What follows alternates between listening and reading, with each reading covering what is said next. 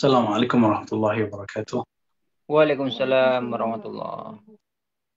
Alhamdulillah rabbil alamin wassalatu wassalamu ala sayyidil mursalin wa ala alihi wa ashabihi wa li baitihi wa dhurriyyatihi ajma'in wa ba'du.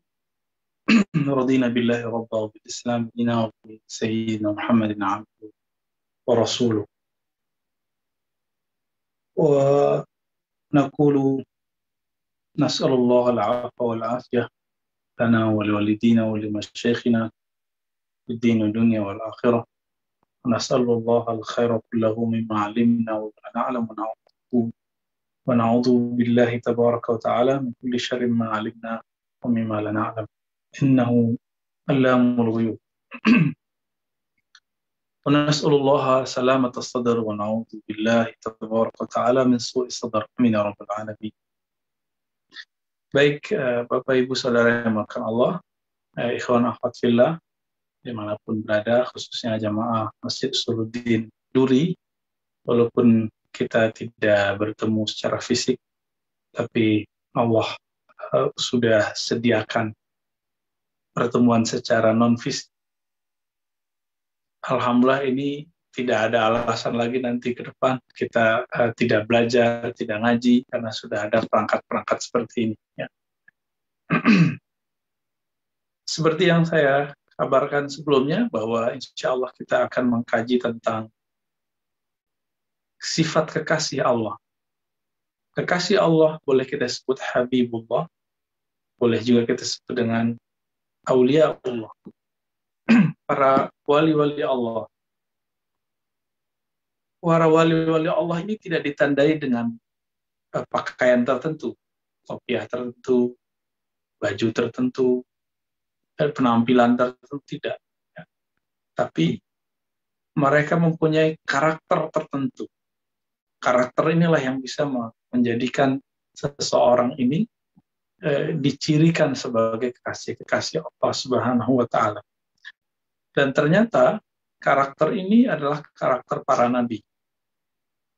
Di dalam banyak ayat, terutama kisah Sayyidina Ibrahim, beliau disebut sebagai orang yang datang kepada Allah dengan qalbun salim. Teman-teman pasti pernah membaca ayat seperti ini. Ya. Dalam kisah-kisah Nabi Ibrahim disebutkan bahwa beliau ja'a ila rabbi, datang kepada Allah biqalbin salim, dengan qalbu yang salim. Qalbu yang salim, jadi kalau dibalik, salamatus sadar. Salamatus sadar atau salamatul qalb. Judul yang saya kasihkan salamatus sadar. Salamatus sadar itu istilah di dalam hadis, sedangkan istilah Qur'aninya qalbun salim. Qalbu yang salim.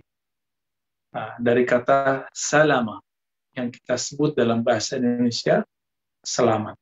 Teman-teman, apa arti salama? Kita juga membaca ba'da salat, Allahumma antas salam wa minkas salam. Tabarakta rabbana ya dzal jalali wal ikram. Apa arti Allahumma antas salam? As-salam itu berarti Allah Subhanahu wa Ta'ala terbebas, maha suci, kira-kira begitu, dari sesuatu yang sifatnya buruk, dari sesuatu yang ada keburukan di dalamnya. Maka Allahumma antas salam, ya Allah, engkaulah yang tidak ada cacat dan keburukan. Jika disebut qalbun salim, qalbu yang tidak mempunyai penyakit-penyakit atau cacat-cacat dalam qalbu. Dan jika disebut salamatus sadar, itu adalah dada, hati yang terbebas dari penyakit-penyakit hati, jiwa yang terbebas dari penyakit-penyakit kejiwaan. Lebih kurang seperti itu kalau kita mau menerjemahkannya dari sisi Al-Quran dan Sunnah. Nabi Ibrahim disebut qalbun salim karena qalbunya tidak bergantung kecuali hanya kepada Allah. Nabi Ibrahim disebut salim karena di dalam qalbunya tidak ada ketertarikan kecuali hanya kepada Allah. Ketika Nabi Ibrahim dilempar ke dalam api, Ya mirip-mirip kalau sekarang kita mendapatkan virus, kira-kira begitu. Kalau beliau langsung ketemu secara fisik api, dan itu berhari-hari tidak mati apinya, beliau cuma mengatakan hasbunallah wa ni'mal wakil. Cukuplah Allah sebaik-baik yang menjagaku, yang memeliharaku. Karena qalbu Nabi Ibrahim tidak berkiblat kecuali hanya kepada Allah, maka disebutlah qalbunya salim. Karena qalbu ini dia kiblatnya hanya kepada Allah Subhanahu wa taala. Suatu kali di zaman Sayyidina Ali karramallahu wajhah, beliau lagi berperang, tapi perangnya bukan perang melawan orang-orang yang kafir. Perangnya melawan sesama muslim, tapi yang dianggap membelot dalam dunia politik. Dari sisi lawan politik Sayyidina Ali, itu mendengarkan isu bahwa Sayyidina Ali terlibat dalam sesuatu yang menurut mereka itu tidak elok. Bagi Sayyidina Ali, kelompok ini, yaitu yang dipimpin oleh Muawiyah radhiyallahu ta'ala anhu, ini dianggap juga keluar dari kepemimpinan yang sah. Sehingga ada dua opini yang tidak bisa selesai. Terjadilah perang. Di saat perang, jadi Sayyidina Ali kemudian memindahkan pemerintahan, karena di Madinah sudah tidak baik secara opini, beliau pindahkan ke Kufah. Dari Kufah, beliau kemudian menyerang Muawiyah melalui jalur Padang Siffin. Dari sanalah teman-teman yang melakukan Allah, terjadi apa yang kemudian kita temukan dalam banyak riwayat. Kalam beliau menjelaskan posisi orang-orang yang ditempati wilayahnya oleh Sayyidina Muawiyah. Jadi ada provokator yang ingin mengadu antara Sayyidina Ali dan Sayyidina Muawiyah. Apa kata mereka? Ya Amirul Mukminin, wahai pemimpin kami, il'anu ahla Syam, laknatlah orang Syam, bunuhlah orang Syam. Begitu kalam yang didapat oleh Sayyidina Ali. Apa kata Sayyidina Ali? La, tidak.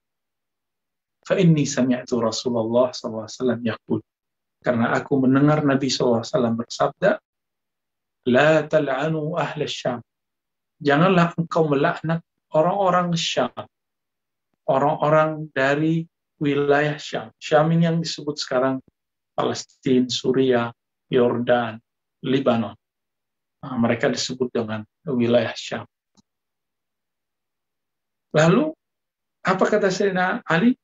Rasulullah SAW mengatakan, la tal'anu ahla Syam fa inna fihimul abdal. Jangan laknat orang-orang yang tinggal di Syam. Kenapa? Karena wali-wali Allah abdal ada di sana. Jadi ternyata wali-wali itu, teman-teman, kekasih Allah itu ada makom-makomnya. Ada, dan itu ada nama-namanya. Nabi menyebut mereka itu mempunyai nama, yaitu abdal. Abdal artinya wali-wali yang menggantikan wali sebelumnya. Jika ada di antara mereka yang meninggal, nanti ada yang menggantikan, begitu seterusnya. Lalu dikatakan bahwa mereka tidak sampai kepada makom kekasih Allah. Makom kewalian tersebut bikasratis siyam, bikasratis salat, dengan banyak salat, dengan banyak puasa, dengan banyak ritual fisik. Enggak, tapi dengan apa? Bisalamati suduri. Mereka rajin sholat, mereka rajin zakat, mereka rajin puasa. Tapi yang membuat mereka jadi wali adalah salamatus sadr. Ketika dada mereka tidak ada kebencian-kebencian. Ketika dalam diri mereka tidak merawat rasa dendam, suudzon, buruk sangka. Ya. Tidak merawat opini-opini yang buruk, opini-opini konspirasi yang tidak jelas unsurnya dari mana. Nah, sahabat-sahabat yang Allah, teman-teman yang ada, ini perkataan Sayyidina Ali yang beliau kemudian meriwayatkannya dari Nabi Muhammad SAW, menyebutkan apa karakter dari kekasih Allah itu. Bahwa kekasih Allah itu mereka punya amal. Tapi amalnya tidak hanya amal zahir, amalnya adalah amal batin. Apa amal batin? Membuang sisi busuk di dalam kolbu, di dalam diri, sehingga yang tersisa hanyalah kebeningan. Inilah kemudian ujiannya orang-orang Syam. Sampai sekarang Suriah itu belum selesai konfliknya, dan konflik mereka sama. Ketika mereka dihantam. Apa isu yang terjadi sekarang di sana? Isu perang Sunni Syiah. Ternyata itu isu aja. Ada sesuatu yang bermain di sana. Kok ternyata yang berperang itu kelompok-kelompok yang tadinya tidak ada, kemudian jadi ada. Ya. Lalu kemudian masyarakat ada yang diracuni cara berpikirnya, ada yang dijadikan bumper oleh kelompok-kelompok tertentu. Sehingga sekarang mereka terjadi perang saudara.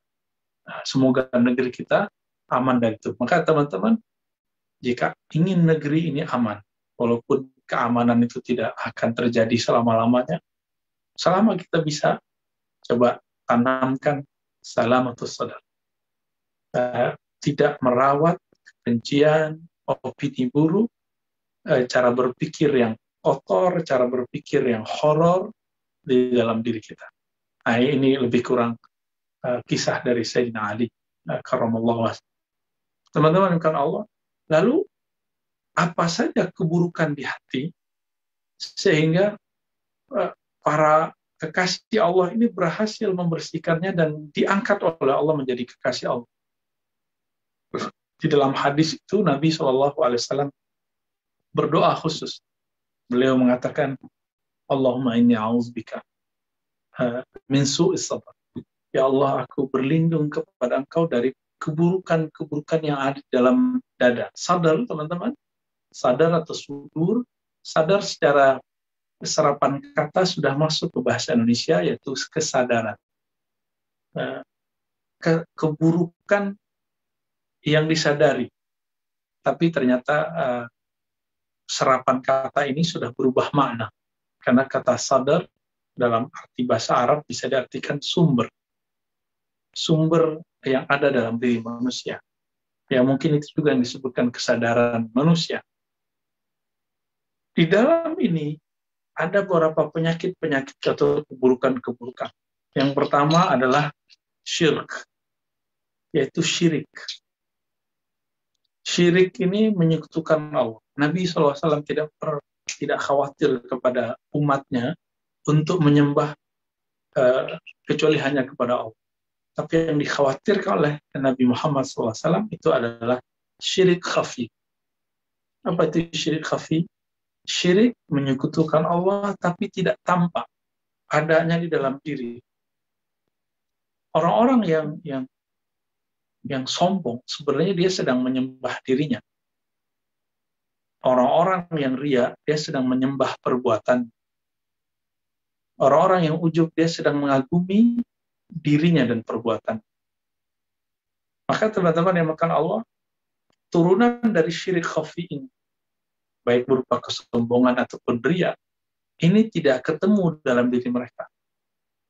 Jika seseorang sudah tidak ada rasa sombong dalam kalbunya, otomatis dia tidak memandang orang lain sebagai saingan. Maka tidak muncul karakter ketiga. Karakter buruk ketiga yaitu al-hasad. Hasad. Hasad ini ditandai dengan hubbu izalatin ni'mah an ibadillah. Ibadillah tabaraka wa ta'ala. Kesukaan, kebahagiaan, nikmat itu hilang dari hamba-hamba Allah. Dan sebaliknya, tidak bahagia jika al-nikmat sampai pada hamba. Dan hati-hati teman-teman, kullu ni'matin mahsudah. Setiap nikmat itu pasti ada yang hasad. Baik nikmat zahir ataupun nikmat batin. Nikmat zahir berupa pasangan, anak, harta, pekerjaan. Pasti ada yang hasad. Tapi kita sebagai objek yang dihasati misalnya, apakah perlu membalas untuk hasad? Tidak. Karena orang hasad ini dia adanya di dalam dirinya. Dan dia akan mengenai kita kalau di dalam diri kita juga ada hasad yang sama. Jika tidak ada, maka itu hanya akan lewat-lewat begitu saja. Ya. Jadi kenapa iblis bisa iri kepada Sayyidina Adam dan mengatakan ana khairum minhu, aku lebih baik daripada Adam. Inilah sebab asli. Karena iblis merasa lebih baik, dan itu kita sebut sombong. Karena kesombongan iblis, maka dia kemudian iri kepada Sayyidina Adam. Bayangkan, iblis itu dulu diizinkan beribadah di langit, di bumi, bolak-balik, naik turun. Tiba-tiba dia mendengarkan gosip bahwa Allah Tabaraka wa Ta'ala akan memilih khalifah yang mengatur bumi, tapi bukan dari kalangan malaikat. Allah memilih dari kalangan insan, manusia. Nah, maka malaikat-malaikat yang beribadah bersama iblis, dulu nama iblis masih Azazi, itu bertanya, ya Rabb, apakah engkau akan menciptakan di bumi, menjadikan di bumi sebagai khalifah klan, kelompok yang merusak di muka bumi dan menumpahkan darah? Apa kata Allah? Ya, aku mengetahui apa yang kamu tidak ketahui. Nah, di situ kemudian Allah langsung mengajarkan kepada Sayyidina Adam ilmu yang disebut ilmu asma. Nama-nama. Baik namanya Allah, ataupun nama-nama di alam semesta.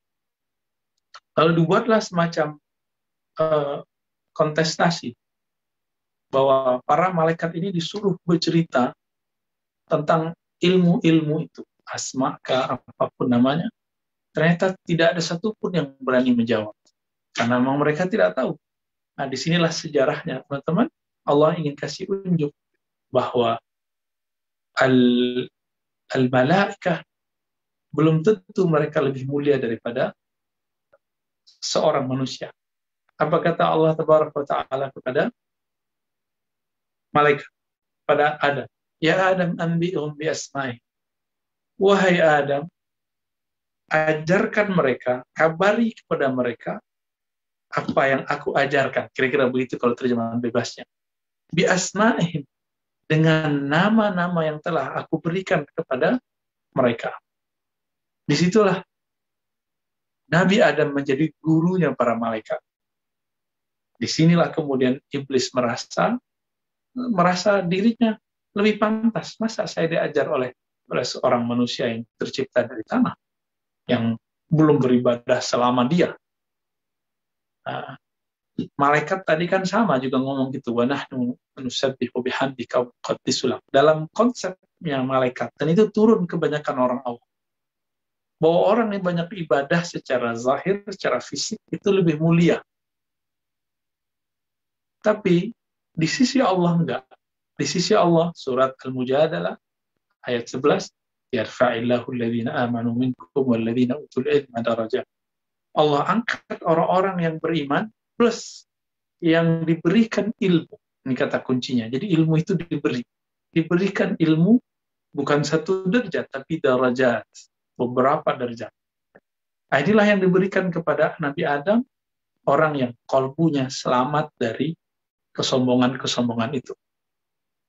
Jadi teman-teman, kalau bibit keburukan di kalbu ini belum dibersihkan, jika amalnya bertambah, maka jika di dalamnya ada sombong, sedikit saja sombongnya membesar. Amalnya bertambah, sombongnya bertambah.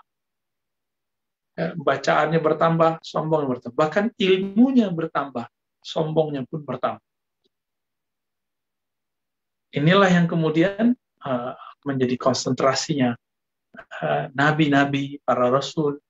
Mereka sebelum mengajarkan kepada umat ilmu-ilmu, yang diajarkan adalah salamatus sadr, keselamatan isi dada.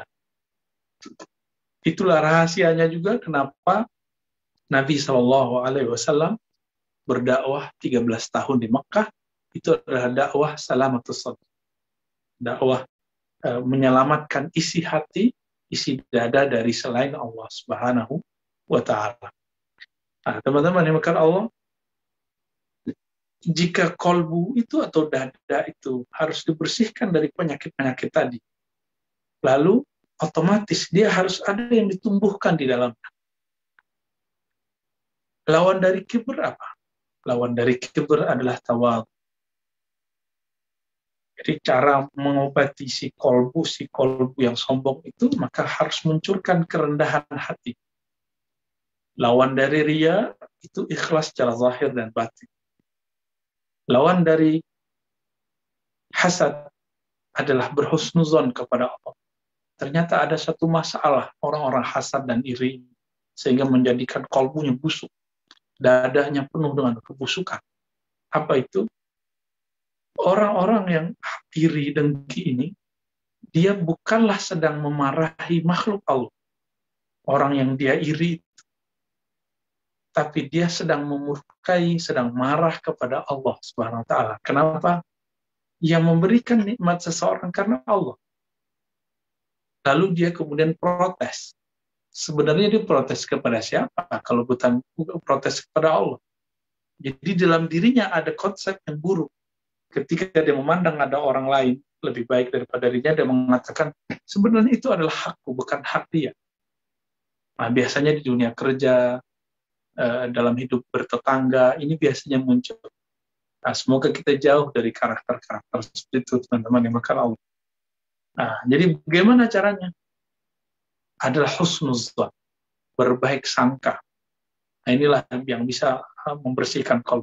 Maka teman-teman kalau Allah, jika ini kita lakukan, akan terwujud di dalam diri kita apa yang disebut salamatus sadar, keselamatan dan qalbu dari kekuatan atau dari sifat-sifat yang buruk. Ya.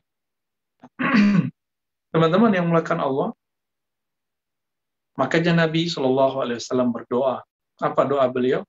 Ya, Allahumma inni a'udzubika min an uradda ila ardhil umur. Ya Allah, jaga aku agar tidak kembali ke masa yang hina di ujung umurku. Lalu beliau berdoa, Allahumma inni as'aluka salamatus sadr. Aku meminta supaya di dalam dadaku ada keselamatan, ada keterbebasan dari penyakit-penyakit kebusukan yang tidak tampak secara zahir, tapi nyata secara batin.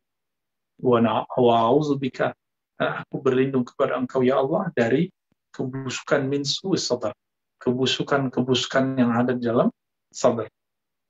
Nah, coba amalkan itu teman-teman, tidak hafal Arabnya, cukup bahasa Indonesia. Pertama, ya Allah, jaga aku agar tidak kembali kepada kehinaan di akhir umur, yaitu di saat masa tua.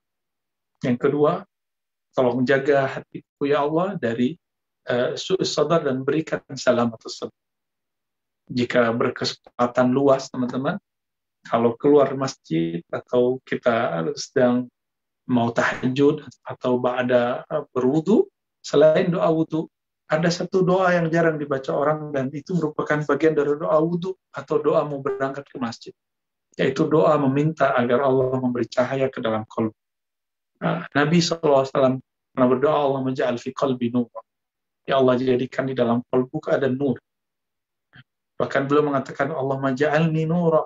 Ya Allah, jadikan aku ini adalah nur. Jika qalbu ini ada nurnya, maka akan kelihatan di mana masalahnya, disitulah nanti kita akan memperbaiki diri kita sendiri. Nah, ciri-ciri orang yang qalbunya sudah bercahaya, teman-teman, dia mulai menyadari bahwa yang kotor bukan orang lain, tapi dirinya yang kotor. Jika cahaya Allah ini masuk ke dalam diri seseorang, maka dia setiap kali mengkalamkan sesuatu, dia selalu mengalamatkan lebih dahulu kepada dirinya. Nah, boleh juga kita berdoa seperti Nabi berdoa, Allah ma'azib nur. Ya Allah, besarkan nur di dalam jiwa. Teman-teman yang melakukan Allah, apabila kita runut dari depan tadi, ya, bahwa salamatus sadar, sifat kekasih Allah, ini diwariskan daripada para nabi, khususnya dikisahkan dari Sayyidina Ibrahim.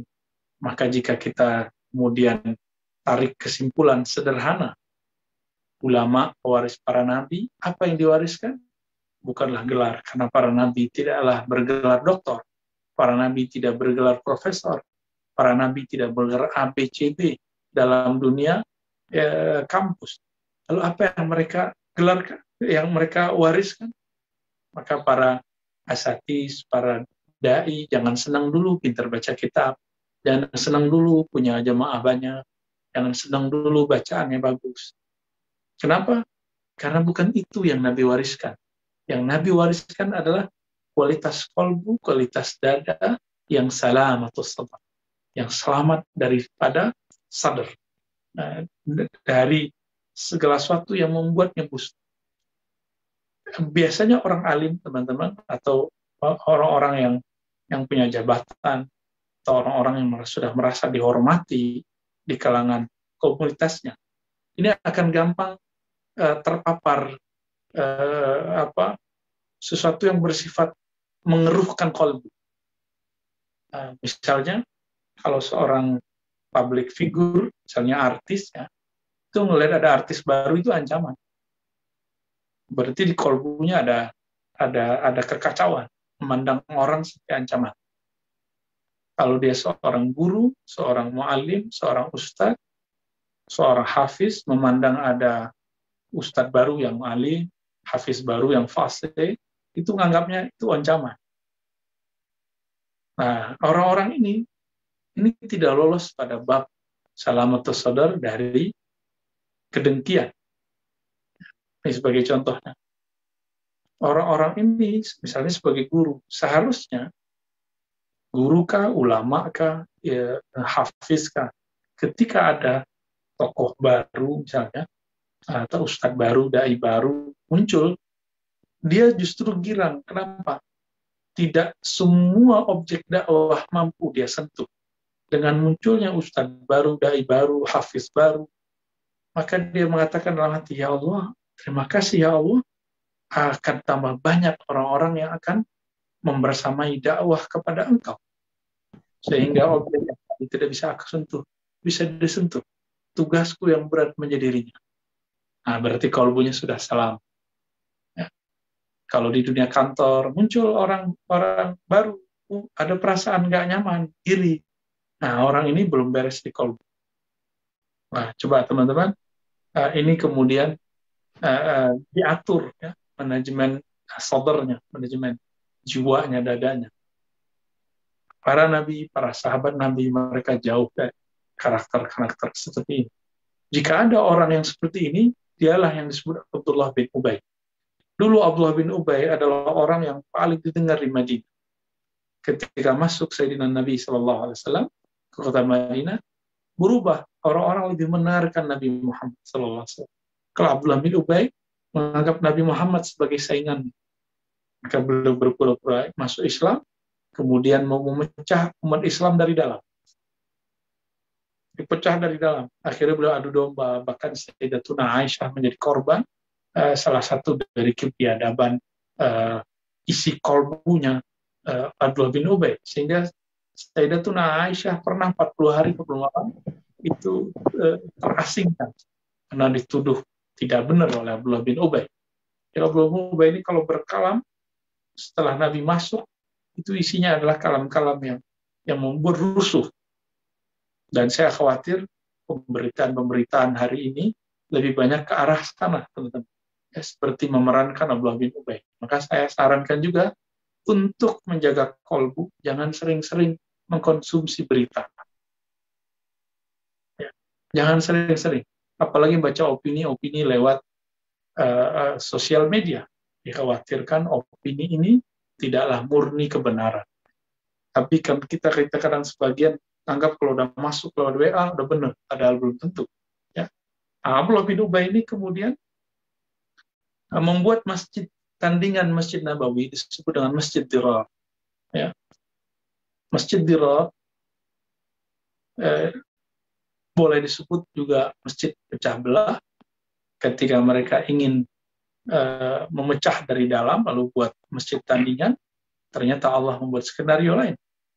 Nabi meletakkan seorang sahabat namanya Ibnu Malik juga memecah kembali barisannya munafik dari dalam. Sehingga orang-orang mengira Ibnu Malik adalah sahabat yang munafik, padahal beliau bukan munafik.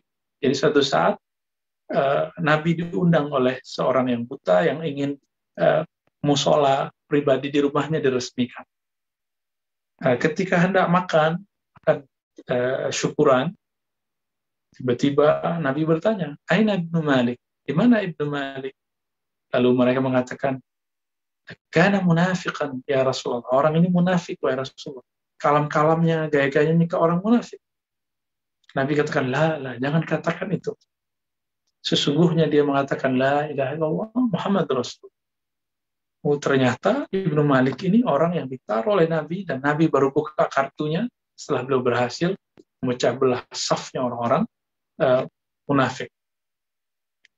Kata teman-teman yang bukan Allah, kembali ke yang di awal tadi, salamatus sadar, keselamatan di dalam diri, di dalam jiwa, di dalam qalbu. Ini merupakan sifat yang diwarisi oleh para kekasih Allah, para wali-wali Allah, dari para nabi, meskipun para kekasih Allah ini bukanlah ustadz secara omongan awam, meskipun tidak bergelar ABC menurut orang awam, tapi jika di qalbu ini bisa dirawat salamatus sadar, insya Allah kita termasuk kekasih-kekasih Allah Subhanahu wa Ta'ala. Oke, lebih kurang itu yang bisa saya sampaikan. Wallahu ta'ala alam. Silakan kalau mau ada yang didiskusikan. Baik, jazakallahu khair atas materinya, Buya. Baik, mungkin Bapak Ibu jamaah yang dirahmati Allah Subhanahu wa Ta'ala, sampailah kita pada sesi tanya jawab. Mungkin Bapak Ibu bisa raise hand bila akan bertanya langsung kepada Dr. Arazi. Kemudian bisa juga melalui kolom chat. Di sini sepertinya sudah banyak yang mengirimkan chatnya. Baiklah, kita coba satu-satu, Ustadz. Ya, sama. Yang pertama ini ada datangnya dari Pak Romi Bustamam. Assalamualaikum, Buya. Waalaikumsalam. Doa apa yang baik kita baca bila kita ingin mendapatkan malam Lailatul Qadar? Ya, kalau untuk Lailatul Qadar, baca doa yang tadi, ya Allah berikan aku salamatus sadar. Dan yang kedua, baca zikir yang dibaca waktu kita witir, ya. Subuhun, Qudusur Rabbuna wa Rabbul Malaikati Warruh. Lalu Allahumma innaka afuwun karim tuhibbul afwa fa'fu anni. Apa maknanya? Maknanya semua mengarahkan untuk kebersihan sadar. Malam Lailatul Qadar itu dimulai dari amal qalbu, baru kemudian ada amal lisan dan amal fisik. Jadi belum tentu orang yang berdiri di malam Lailatul Qadar dia kemudian berpas-pasan dengan Lailatul Qadar, karena siapa tahu qalbunya belum connect. Ya. Jadi makna dari Allahumma innaka afuwun karim tuhibbul afwa fa'fu anni. Ya Allah yang maha afu, yang maha pemberi maaf. Nah, afu bahasa Arab lebih dari kata pemberi maaf. Afuwun itu artinya orang yang kelebihan baiknya. Itu kata afu. Sebagaimana yas'alunaka madza yunfikun. Mereka bertanya kepada engkau, wahai Muhammad, madza yunfikun, apa yang hendak mereka belanjakan, infakkan. Allah mengatakan qulil afwa. Belanjakanlah kelebihan-kelebihan apa yang kamu punya, yang mereka punya. Maka Allah bernama Afu. Itu dia mempunyai kelebihan kebaikan yang berlimpah ruah, maka tidak sempat beliau mendendam. Maka orang-orang yang afu, yang mendapatkan cahaya afu, maka dia tidak sempat mendendam, menyimpan kebusukan dalam dirinya. Tidak sempat berpikir buruk tentang orang lain, walaupun orang lain berpikir buruk tentangnya.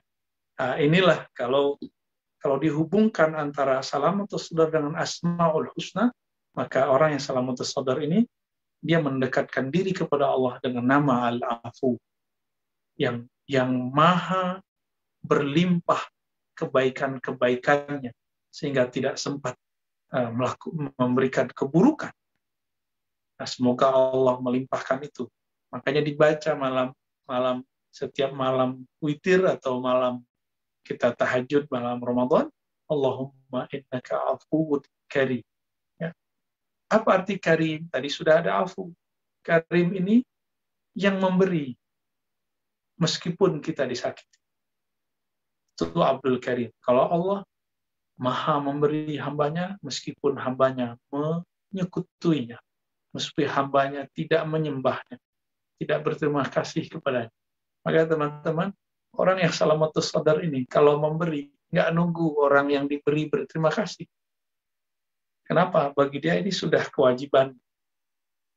Jadi bagi orang-orang yang Abdul Karim, hamba yang karim, yang salamatus sadar dalam jiwanya, dia tidak nunggu orang memujinya. Orang iwuh pakai wuh, kata orang seberang, ya, dengan kebaikan-kebaikannya, adab ini dan itunya. Orang ini justru sibuk bagaimana mengelola kolbunya. Tidak sibuk dengan kolbu orang lain. Nah, ini yang bisa dibaca, ya. Jadi selain sholat, coba baca banyak-banyak itu. Baik, Buya. Jazakallah. Berikutnya dari Bapak Ibu Nida. Buya, kenapa dalam hadis menggunakan kata sadar, sedangkan dalam Al-Quran menggunakan kata kolbun untuk menerangkan keselamatan jiwa? Apakah ada perbedaan dari keduanya? Itu yang pertama. Kemudian, jika jalan kewalian adalah dengan kolbun salim dan salamatus sadar, apakah jalan ini hanya lewat thariqat saja, atau bisa juga dengan jalan selain thariqat? Itu kira-kira 2 pertanyaannya, Ustaz. Waduh, pertanyaannya berat, ya. Apa perbedaan sebenarnya antara sadar, sudur, dengan kolbu? Itu cuma beda umum dan khusus saja, ya. Sadar itu adalah lembaga yang luas, yang di dalamnya ada spirit yang menjadi sentral, namanya kolbu. Jadi inti dari sadar itu adalah qalb. Qalbu inilah kemudian yang menjadi inti dari kesadaran seseorang. Lebih kurang begitu secara lughawi, ya, secara bahasa.